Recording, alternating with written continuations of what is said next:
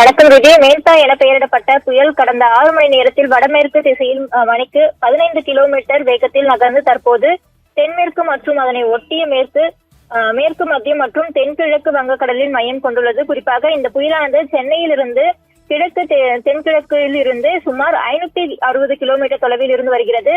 அதனைத் தொடர்ந்து காக்கிநாடாவிலும் தெற்கு தென்கிழக்கே 620 கிலோமீட்டரும், விசாகப்பட்டினத்தில் இருந்து 650 கிலோமீட்டரும், கோபால்புரத்திலிருந்து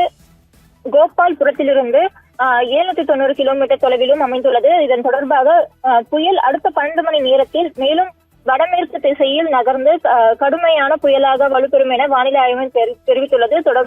மேலும் இந்த புயலானது கடக்கும் போது மணிக்கு 90 முதல் 100 கிலோமீட்டர் வேகத்திலும் காற்று வீசக்கூடும் என்றும் இடையே 110 கிலோமீட்டர் வரை வீசக்கூடும் என்றும் எச்சரிக்கை விடப்பட்டுள்ளது.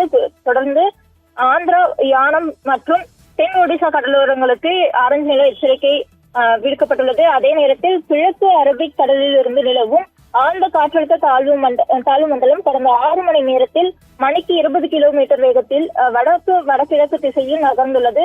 தொடர்ந்து இதனது மையமானது மும்பையிலிருந்து மேற்கு தென்மேற்கே 720 கிலோமீட்டரும், கோவாவிலிருந்து 750 கிலோமீட்டரும், அடுத்து இது 24 மணி நேரத்தில் வடகிழக்கு திசையில் நகரும் என வானிலை ஆய்வு மையம் தெரிவித்துள்ளது.